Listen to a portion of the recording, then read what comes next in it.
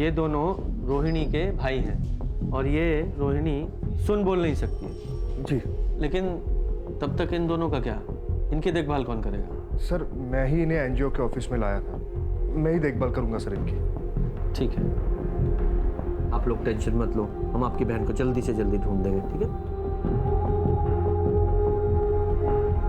ये रोहिणी जहां जहां काम करती थी उन सभी घरों में जाके पता करो, और जहां रहती थी वहां भी जाके पता करो।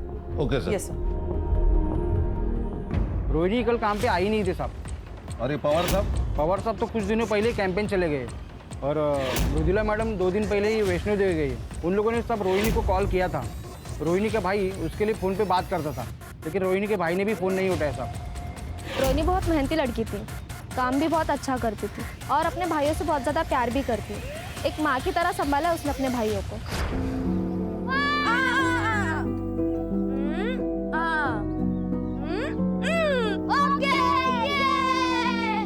कभी कभी रोहिणी को घर आने में देर हो जाती थी। दोनों लड़कों को बहुत भूख लगती थी, इसीलिए रोहिणी ने एक तरीका निकाला था।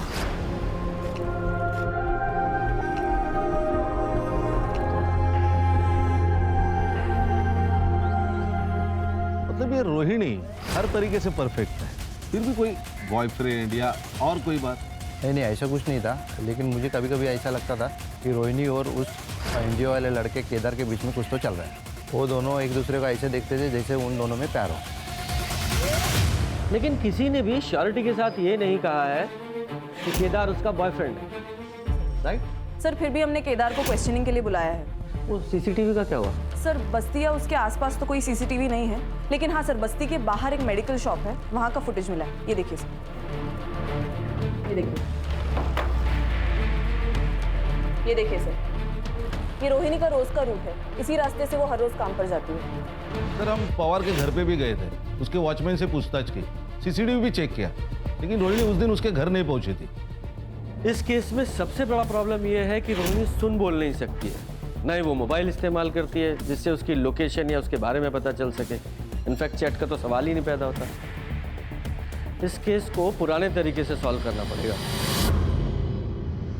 पर साइली तुम्हारा अपना खून है। तो क्या हुआ? गंदा खून है। मुझे नहीं चाहिए ये अपने घर में, मुझे लड़का चाहिए, और नंदिनी को भी। प्रॉब्लम तुझ में है, साइली में नहीं। मतलब क्या है तुम्हारा? तुम्हारी पहली बीवी सुधा, जिसने साइली को जन्म दिया, और ये तेरी दूसरी बीवी नंदिनी, इसने भी एक बेटी को जन्म दिया, अदिति को। तो फिर तू सिर्फ साइली के बारे में क्यों बात कर रहा है? क्योंकि बोझ है हमारे ऊपर, गले में फंसी हड्डी है जिसे हम निकल नहीं सकते, इतने खर्चे हैं हमारे। और एक बात बताइए, ऐसी लड़की से शादी कौन करेगा? सही बात है। तुम दोनों को समझ रही हूँ, पर मैं तुम दोनों को वार्निंग दे रही हूँ।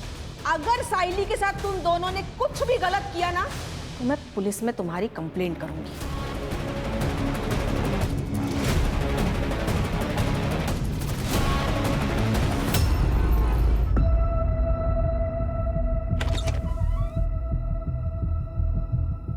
कहाँ है तेरा बाप?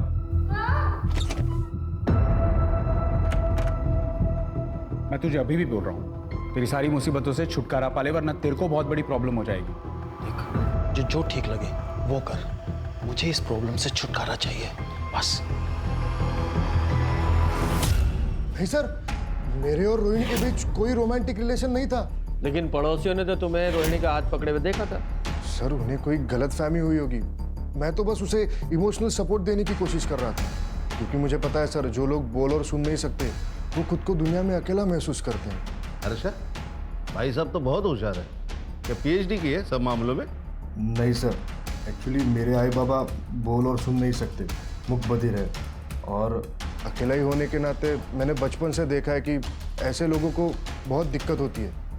इसलिए सर मैंने बचपन में ही सोच लिया था कि मैं ऐसे लोगों के लिए कुछ करूँगा, इसलिए सर मैंने एनजीओ ज्वाइन किया।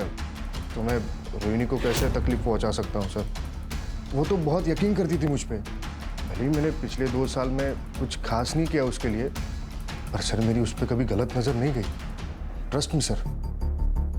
ठीक है, फिलहाल के लिए ट्रस्ट कर लेते हैं, जा सकते हो, लेकिन रोहिणी की अगर कोई खबर मिले तो तुरंत हमें बताना। Okay sir.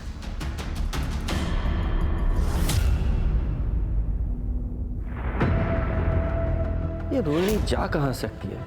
अभी तक एक भी क्लू हाथ नहीं लगा है।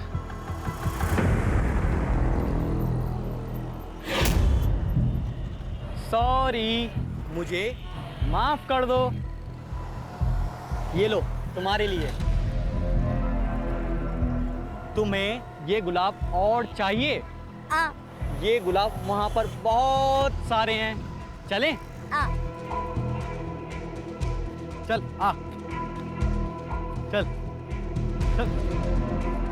ए, तू रुक क्यों गई? चल। अरे आगे मिलेगा, आगे चल। अरे रुक, सुन तो, अरे चल ना, सुन।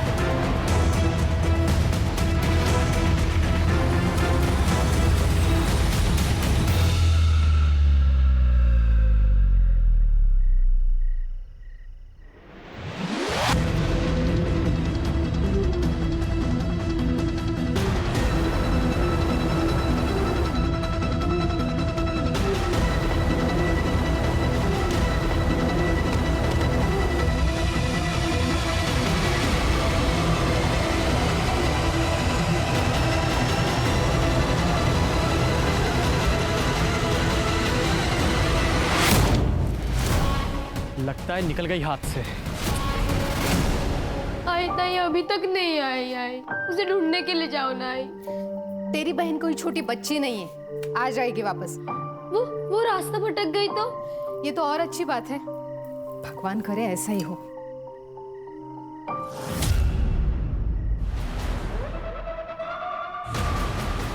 नहीं मिली।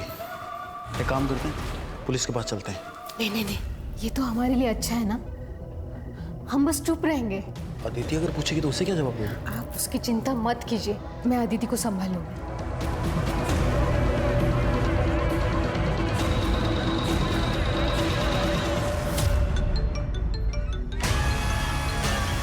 अदिति? हाँ अदिति बेटा। क्या आज दोपहर से ताई घर नहीं आई है और आई बाबा भी पुलिस के पास नहीं जा रहे? प्लीज सत्या, ताई को ढूंढ दो।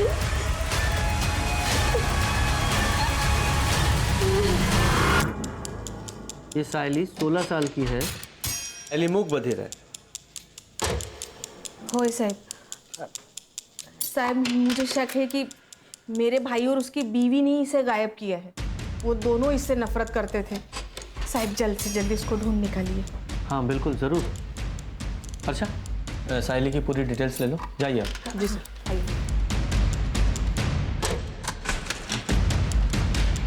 सर, कहीं ये केस रोहिणी से कनेक्टेड तो नहीं है? क्योंकि दोनों लड़के अमुक बधिर हैं और दोनों का एज ग्रुप सेम है। हाँ लेकिन अभी ये अनुमान लगाना ठीक नहीं होगा। पहले चल के सायली के माँ बाप से मिलते हैं। ओके।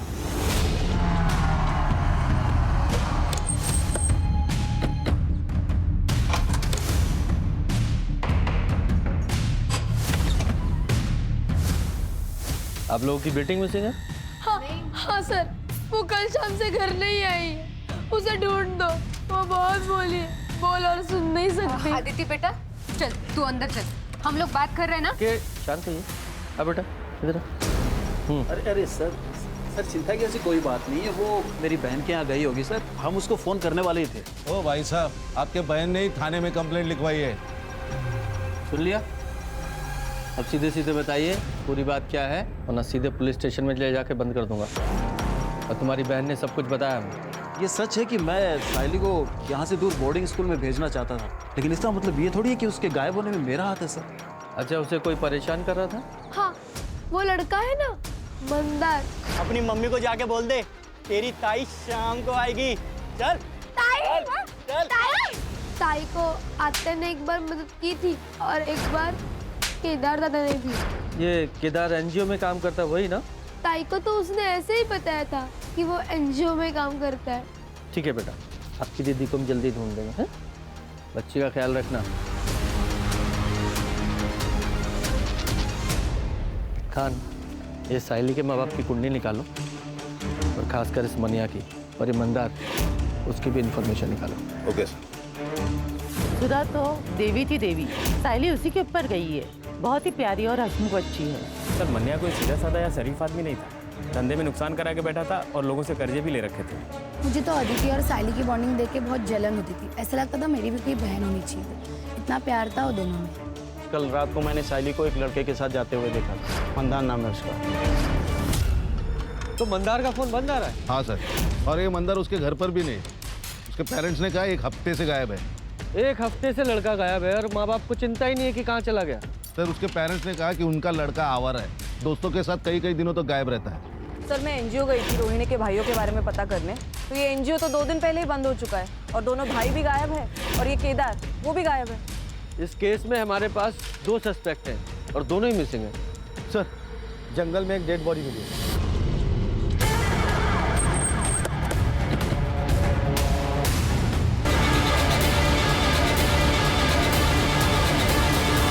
सर मनिया की सीडीआर के अनुसार वो संतोष नाम के कॉन्ट्रैक्टर के साथ टच में था और कोई बिजनेसमैन भी है चिमाजी नाम का। इन सबसे बात करनी पड़ेगी, हो सकता है कोई जानकारी हासिल हो। जी सर।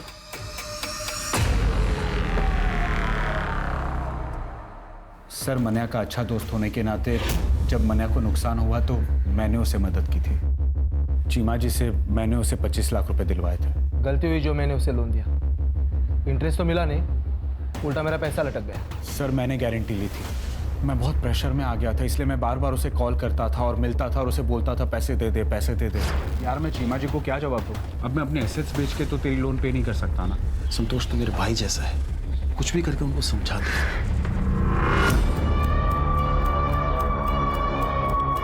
खान, इन लोगों के पास मोटिव तो है साहिली को उठाने का, ताकि मनिया पैसे वापस कर सके। नजर रखना इन दोनों पे। सर ये केदार का फोन अभी अभी स्विच ऑन हुआ है हाईवे के पास। चलो। ये मोबाइल कहाँ से मिला? सब रास्ते में गिरा हुआ था, मैंने उठा लिया। चलो दिखाओ वो जगह। सब यहाँ मिला हुआ था।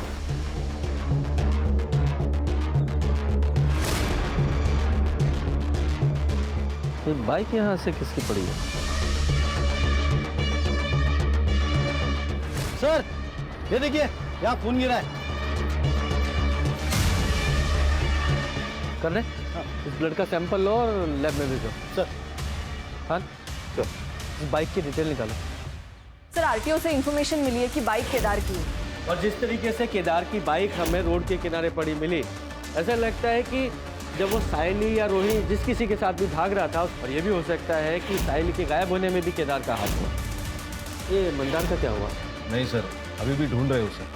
सर एक और बात, नंदिनी की सीडीआर से एक बात पता चली है कि नंदिनी संतोष के साथ टच में थी। इनफैक्ट सर कुछ महीनों से उसकी लोकेशन भी संतोष के घर के आसपास थी। नहीं तो मैं क्यों संतोष के घर जाऊंगी? हाँ बस 1-2 बार गई थी, वो भी मनिया के काम से। अच्छा, नहीं मुझे तो पता चला कि पिछले 2 महीने में 15 बार तुम वहाँ गई थी।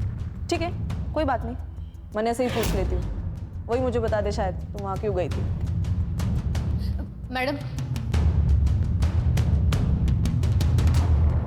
वो मेरा और संतोष का अफेयर चल रहा है।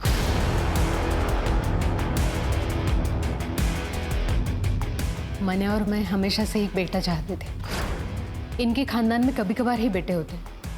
मनिया के बड़े भाई जो औरंगाबाद में रहते हैं, उनकी भी 3 लड़कियां हैं, लेकिन संतोष के 2 बेटे हैं जो बोर्डिंग स्कूल में पढ़ते हैं, और उसका बड़ा भाई, उसे भी 2 बेटे हैं। मैं मनिया को बेटी का गिफ्ट देना चाहती थी, बस इसके लिए मैंने संतोष के साथ अफेयर शुरू किया। इसके अलावा मुझे संतोष से कोई लेना देना नहीं। विचित्र बात है ना कि पति को लड़का गिफ्ट करना है तो पति के दोस्त के साथ ही अफेयर कर डाला। वाह कमाल है। सर नेक्स्ट लेवल की पतिव्रता है। ये डेली सोप के सीरियल के लिए नया सब्जेक्ट मिल गया। सर रोहिणी की पीएम रिपोर्ट। रोहिणी की मौत हुई है 19 नवंबर को रात को 10 से 12 बजे के बीच और रीजन ऑफ डेथ है मल्टीपल स्टैब वुंड। रोहिणी 2 हफ्ते प्रेग्नेंट थी, तो ये प्रेगनेंसी तो नहीं उसकी मौत का कारण? पॉसिबल है सर, केदार के बारे में इंफॉर्मेशन मिली। वो सिटी हॉस्पिटल में एडमिट है। पिछले हफ्ते उसका एक्सीडेंट हुआ था, फ्रैक्चर भी है। और एक बात सर, ये बाइक के पास जो ब्लड साइन मिले थे वो केदार के हैं। एनजीओ तो बंद हो गया है सर, क्योंकि वहाँ की लीज ख़त्म हो गई थी और ओनर ने उसे रिन्यू करने से मना कर दिया था, क्योंकि किसी बिल्डर से उसे उस ज़मीन के लिए अच्छे ऑफर मिल रहे थे। इसलिए रातों रात सर एनजीओ बंद कर दिया गया। रोहिणी के दोनों भाई कहाँ हैं? सर एनजीओ को टेम्पररी बेसिस पे पुणे शिफ्ट कर दिया गया है। तुषार और तन्मय सर दोनों वहीं पे हैं। मैं पुणे जा ही रहा था कि हाईवे पे मेरा एक्सीडेंट हो गया। भला उन लोगों का जो मुझे हॉस्पिटल लेके आए। तुम्हें पता है गायब है? मैं तुषार और तन्मय को कैसे बताऊंगा कि बहन मर गई?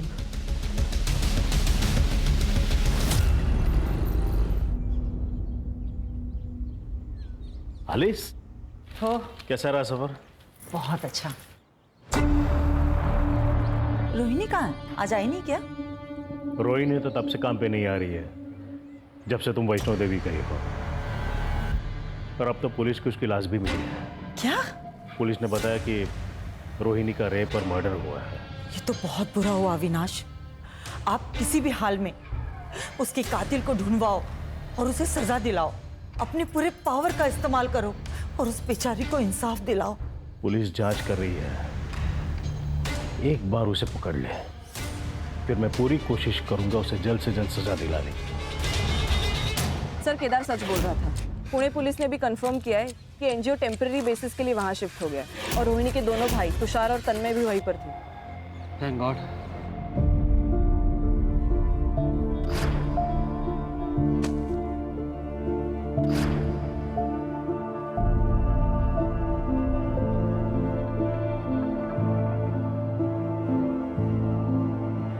ताई, कहाँ हो तुम ताई?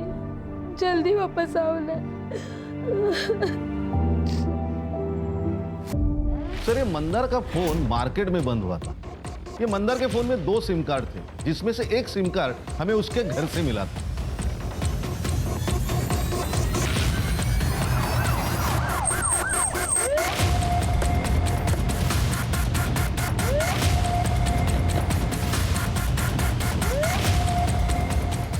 सर, यही लोकेशन है। जरा चेक करो।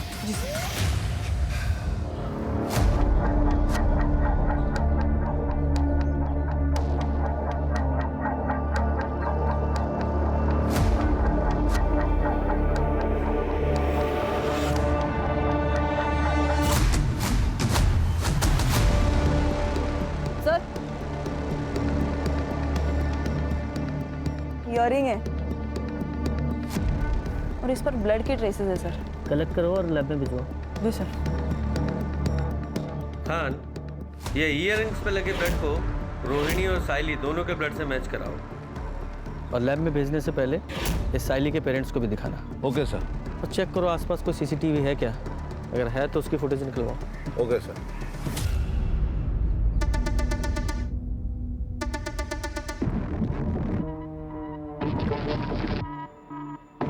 ये तो मेरे ताई के हैं। आप उन्हें लेके नहीं आए? कहाँ है मेरे ताई? बेटा हम साइली को जल्द से जल्द ढूंढ लेंगे। प्रॉमिस? प्रॉमिस। सर, वो जो इयरिंग्स पे ब्लड मिला था वो रोहिणी और साइली दोनों के ब्लड से मैच नहीं होता।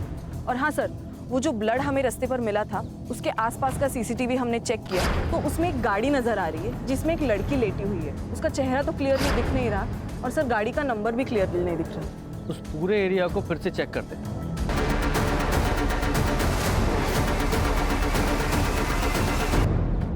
ताला बंद है। सड़े ताला तोड़ो।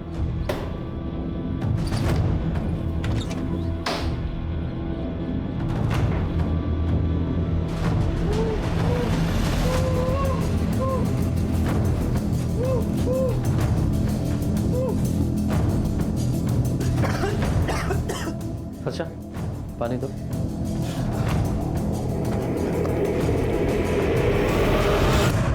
तुझे यहाँ किसने बांध के रखा है?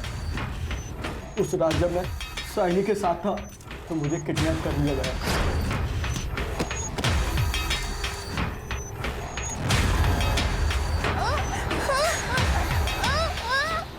छोड़ इसको!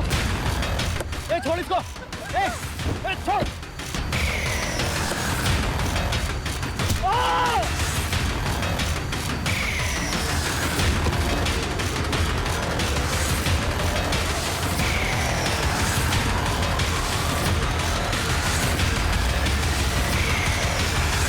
और जब मेरी आँख खुली तो मैं यहाँ था। मुझे नहीं पता कि मैं कितने दिनों से यहाँ पर हूँ। 1 हफ्ता हो गया तुझे। जब तूने साइली पे हमला किया था तब से गायब है तू, और तेरी वजह से वो मिसिंग है। मैं तो बस साहिली का फ़ायदा उठाना चाहता था। उसकी वजह से मुझे आरती और केदार ने थप्पड़ मारा, लेकिन सच में मुझे नहीं पता कि साहिली कहाँ है। तुझे उस कार का नंबर याद है? नहीं, अंधेरे की वजह से मैं ज़्यादा देख नहीं पाया। सर कुछ हाथ नहीं लगा और कोई खबरबात भी नहीं। सर हमने पूरी तरह ट्राई की कि ये जानने के लिए कि वो गैराज किसका है, लेकिन कुछ नहीं सर। और वो एरिया भी पूरी तरह छान लिया, साहिल का भी कुछ पता नहीं। हाँ क्या सर? हाईवे के पास एक लड़की मिली है बेहोश हालत में, और उसका डिस्क्रिप्शन भी साहिल से मैच होता है। अच्छा, तुरंत वहाँ जाओ।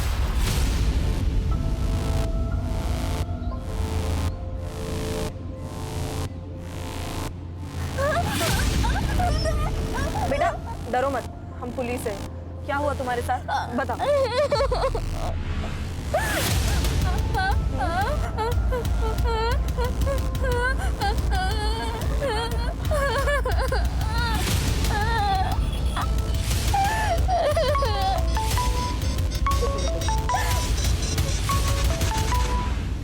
हेलो सर, हम साइली को मेडिकल टेस्ट के लिए लेके जा रहे हैं।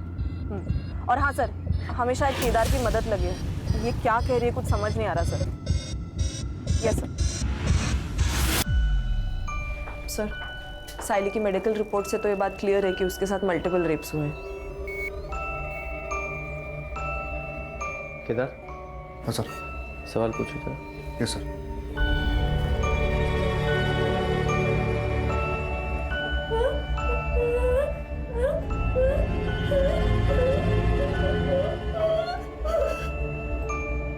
सर मैं कुछ समझ नहीं पा रहा हूँ। ये प्रॉपर साइंस यूज नहीं कर रही है। ये रोहिणी की तरह स्पेशल स्कूल गई नहीं है ना। तो फिर कौन है जो इसकी भाषा समझ सकता है? सर, मुझे पता है कि हमारी मदद कौन कर सकता है।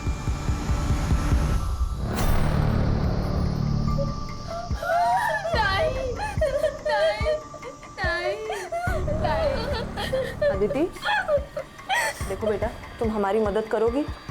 तुम्हारी ताई क्या कहना चाह रही है हमें बताओगी प्लीज? ताकि हम उसके असली गुनहगारों को पकड़ सके। पूछो उसे क्या हुआ था। क्या हुआ था? ताई कह रही है कि वो एक छोटी सी गंदी सी जगह पे थी। वहाँ बहुत अंधेरा था और एक चारपाई थी और वहाँ 3 आदमी थे। बाद में क्या हुआ? वो 3 आदमी ताई के साथ बहुत गंदा काम करते थे और कल उस चौथे आदमी ने ताई को छोड़ दिया और कहा भाग जाओ। ताई भागी भागी बहुत भागी और भागते भागते बेहोश हो गई। बेटा जरा अपनी ताई से पूछो कि उस चौथे आदमी का चेहरा याद है क्या? उसका स्केच बनवा सकती है? तुम उस चौथे आदमी का स्केच बनवा सकती हो?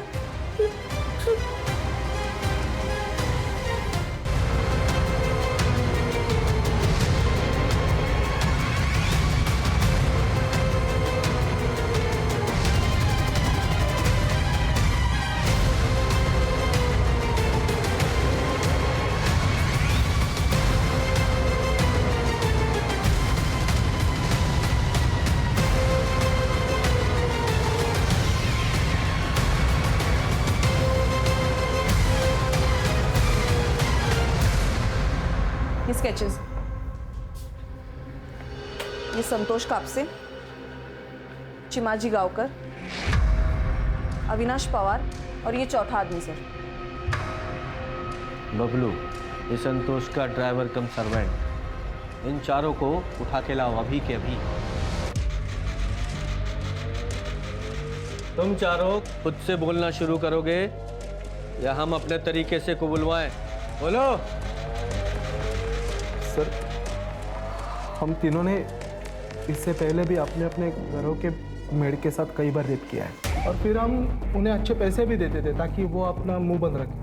सर, हमें कम उम्र की लड़कियों के साथ रेप करने में हमें बहुत मज़ा आता है। और फिर एक दिन पवार साहब ने हमें एक मूक बधिर लड़की रोहिणी के बारे में बताया था। और सबसे बड़ी बात, वो किसी को बता भी नहीं सकती कि हमने उसके साथ क्या किया है। Cheers! सर, बबलू मेरे भरोसे का ड्राइवर कम नौकर है। उसने रोहिणी को पवार साहब के घर जाने से पहले ही किडनैप कर लिया।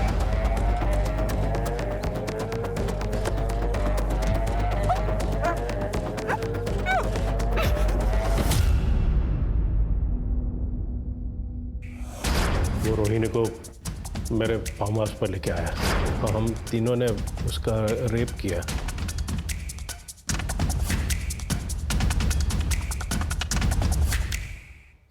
ऐसी लड़की चाहिए थी। तो तभी संतोष ने हमें साइली के बारे में बताया। और जब ये बबलू साइली को किडनैप कर रहा था तो मंदार ने उसे देख लिया। मैंने तो सब साहब लोगों के ऊपर ही छोड़ दिया था कि क्या करना है। सर, हम मंदार को मारने ही वाले थे कि आप सब उस तक पहुंच गए, इसलिए हम सब डर गए और साइली को छोड़ दिया। सर, हमें लगा कि वो मूक बधिर है, किसी को क्या बताएगी। और उसी मूक बधिर लड़की ने तुम चारों हैवानों के चेहरे हमारे सामने ला दिए। रोहिणी के साथ क्या किया? सर, हम रोहिणी से थक गए थे, फिर किसी ने हमें रोहिणी को मारने का ऑफर दिया। किसने ऑफर दिया? हाँ, मैंने ही अपने ड्राइवर की मदद से रोहिणी को मारने का ऑफर दिया था, क्योंकि मुझे मूक बधिर लड़कियों से सख्त नफरत है। उस रात जब बबलू रोहिणी को लेके निकला, तब मैं भी अपने ड्राइवर एकनाथ के साथ शहर के बाहर उसका इंतजार कर रही थी।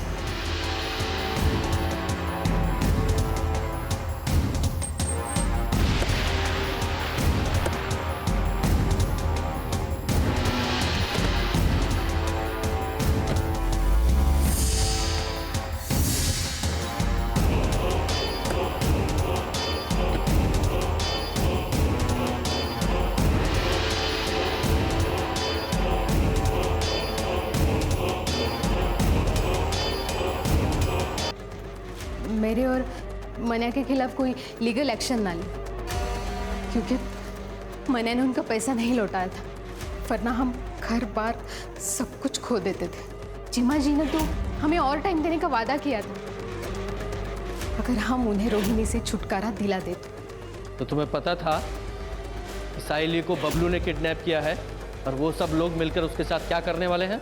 मुझे बस इतना पता था कि साइली का हमारी जिंदगी से जाना हमारे लिए सबसे अच्छी बात है। सर, केदार का जो एनजीओ है सहारा, उसे अब एक नई जगह मिल गई है, साइली का घर। मनिया ने खुद अपने मन से उसका घर एनजीओ को दे दिया, वो भी फ्री में। और ये एनजीओ साइली को भी मदद करेगी और इसमें आदित्य हाथ बटाएगी। और एक केदार, ये भी बहुत खुश है सर। हमें अपनी सोसाइटी में केदार जैसे लोगों की जरूरत है, ताकि आगे जाके पुलिस को भी हेल्प हो। सही कहा सर।